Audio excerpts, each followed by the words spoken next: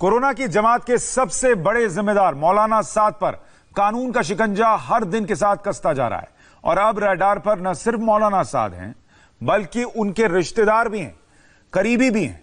मौलाना साद के 2 करीबियों को प्रवर्तन निदेशालय ने नोटिस जारी किया है। इनमें से एक मरकज कोर ग्रुप का अहम सदस्य है जो इंतजामिया कमेटी में शामिल है, जबकि दूसरा कथित हवाला ऑपरेटर है। ये दोनों ही करीबी मौलाना साद के पैसों की देखरेख करते हैं। हालांकि ईडी सूत्रों के मुताबिक दोनों के वकीलों ने ईडी से कहा है कि वो अभी पेश नहीं हो सकते।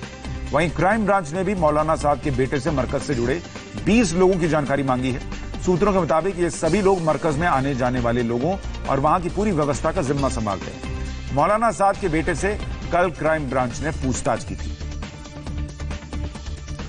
हमारे साथ अतुल भाटिया क्राइम ब्रांच की पूछताछ पर और अभय पराशर हमारे साथ जुड़ रहे हैं इस पूरी तफ्तीश पर जानकारी लेकर।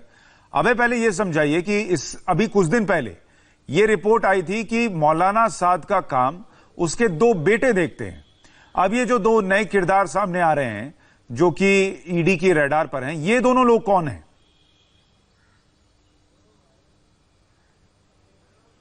देखिए, बिल्कुल कई सारे ऐसे रिश्तेदार हैं जो इस वक्त ईडी की रडार पर हैं। और अगर हम अभी बात करें तो क्राइम ब्रांच ने मंगलवार देर शाम को मौलाना साद के जो बीच वाले बेटे हैं जिनका नाम सईद है उनसे पूछताछ की है। करीब 2.5 घंटे पूछताछ की है क्राइम ब्रांच ने, जिसमें साफ तौर पर यह कहा है कि पहली बात तो मौलाना साद जवाब क्यों नहीं दे रहे हैं। वो सरकारी अस्पताल में अपना कोविड-19 का टेस्ट क्या उन्होंने कराया, उन्होंने अगर नहीं कराया तो कब कराएंगे, उसकी रिपोर्ट कब सौंपेंगे, जिसका इंतजार लगातार क्राइम ब्रांच कर रही है। क्योंकि जब तक ये साफ नहीं हो जाता कि क्या मौलाना साद पॉजिटिव है या नेगेटिव है, तब तक उनसे क्राइम ब्रांच पूछताछ नहीं कर सकती है। इसके साथ ही क्राइम ब्रांच ने सुशांत करीब ऐसे 20 लोगों के बारे में जानकारी मांगी है। जिस तरीके से जो पूछताछ हुई है मौलाना साद के बेटे से, ये वो 20 लोग हैं जो पूरी तरीके से जमातियों का जो इंतजाम होता था, जमातियों की जो लिस्ट बनती थी, जमातियों के आने जाने, जमाती कहां पर गए, उनके रखरखाव की जिम्मेदारी जिन लोगों की थी, उसके बारे में ये वो खास 20 लोग हैं मरकज के जो जमातियों कहां से फंडिंग आ रही है, ये एक-एक जानकारी इन 20 लोगों के पास होती थी। तो फिलहाल क्राइम ब्रांच ने करीब 2.5 घंटे मौलाना साद के बेटे से पूछताछ की है और संदेश साफ है कि मौलाना साद जल्द से जल्द अपनी रिपोर्ट क्राइम ब्रांच को सौंपे कि क्या उन्होंने अपना कोरोना का टेस्ट करा लिया है सरकारी अस्पताल में या नहीं कराया है। उसके बाद ही, क्योंकि ये इसलिए जरूरी है क्योंकि अब क्राइम ब्रांच चाहती है कि मौलाना साद से जल्द पूछताछ की जा सके। अतुल भाटिया, आपके पास जो ईडी पूछताछ कर रही है, जानकारी जुटा रही है, उसको लेकर क्या खबर है?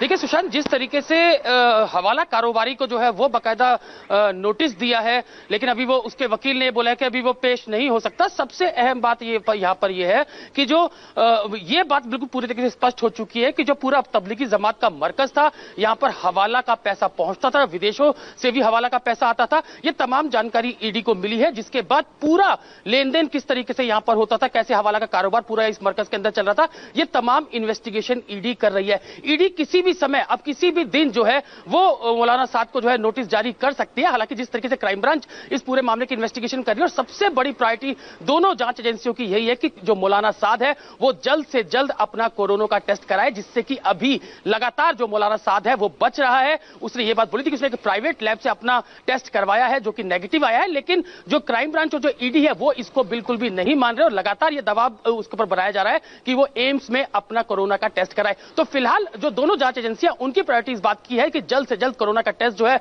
वो मौलाना साद का हो और मौलाना साद जो है वो जल्द से जल्द इन्वेस्टिगेशन जो है ज्वाइन करे। लेकिन मौलाना साद कहीं ना कहीं इस बात को जानता है कि जिस तरह यूपी के अंदर जो तबलीगी जमात के लोग थे, जब उनका क्वारंटीन खत्म हो गया था तो उसके बाद उन सबको अरेस्ट करके जेल भेज दिया गया था। तो यही कहीं ना कहीं मौलाना साद इस बात को जानता है कि जितनी देर से वो ये टेस्ट कराएगा, उसकी रिपोर्ट उसको जाएगी, उतना ही उसका बचाव हो सकता है। इसलिए वो लगातार इन दोनों जांच एजेंसी बचने की कोशिश कर रहा है। अभय पराशर, आपके पास क्या जानकारी है? अगर मौलाना साद के बेटे से पूछताछ हो सकती है तो मौलाना साद से क्यों नहीं हो पा रही? देखिए, कहीं ना कहीं जिस वक्त हम अगर मरकज की बात करें सुशांत, तो पहले जवाब दिया गया, नोटिस दिया गया, जिसमें वकीलों की तरफ से जानकारी दी गई कि जो मौलाना साद के बेटे हैं उन्हें किसी तरीके की कोई प्रॉब्लम नहीं है, उनका कोरोना का टेस्ट हो चुका है। और यही जानकारी मौलाना साद के बारे में भी दी गई। लेकिन मौलाना साद जो है, क्योंकि मौलाना साद मरकज के अंदर काफी समय से था, जब से अगर हम पूरे मार्च महीने की बात करें तो वो 28 मार्च को मरकज से निकलकर गया है, जबकि बच्चों के बारे में यह जानकारी मिल रही थी कि मौलाना साद के जो बेटे हैं और खासतौर पर जो सईद है वो डेली मरकज नहीं जाता था, यह जानकारी मिली है। इसीलिए जब पूरी इस बात को सुनिश्चित कर लिया गया कि मौलाना साद का जो बेटा सईद, उससे पूछताछ की जा सकती है, उसे अभी ऐसी कोई मेडिकल प्रॉब्लम नहीं है। कुछ कागजात भी पहले उससे मंगाए गए थे जिसमें यह स्पष्ट हो गया था कि मौलाना साद का जो बेटा सईद है, जो कि मंझला बेटा है, उसे इसी तरीके की कोरोना का उसने अपना टेस्ट भी कराया था, जिसकी उसने रिपोर्ट भी सौंपी थी और उसके कागजात से क्राइम ब्रांच संतुष्ट थी। लेकिन 4 नोटिस देने के बाद मौलाना साद से शुरुआत से यह कहा गया कि आप लगातार मरकज में थे। अब तो महीना भर होने को आया, अगर कोई एसिम्प्टोमेटिक भी होता है तो इतने दिन में तो पता चल ही जाता है कि उसको कोरोना है या नहीं है। तो मौलाना साद का भी अगर ऐसा कुछ होगा तो अब तक तो पता चल जाना चाहिए था। देखिए सुशांत, बिल्कुल इस वक्त सबसे बड़ी समस्या जो है क्राइम ब्रांच के सामने ये आ रही है कि मरकज में जो क्राइम ब्रांच की टीम इन्वेस्टिगेशन करने पहुंच रही थी, उन्होंने पूरी तरीके से जब मरकज को सैनिटाइज कर दिया था, डेली वहां पर मल्टी लेवल पर सैनिटाइजिंग का काम चल रहा था, लेकिन उसके बावजूद क्राइम ब्रांच के एक नहीं बल्कि 5 पुलिसकर्मी जो है वो कोरोना के पॉजिटिव हो गए। और मौलाना साद जाकिर नगर में अपने जिस रिश्तेदार के घर पर रह रहा है सुशांत, वो पूरा इलाका जो है कंटेनमेंट जोन है, वहां पे कई सारे कोरोना के पॉजिटिव केस देखने को मिले हैं जिस इलाके में मौलाना साद रह रहा है।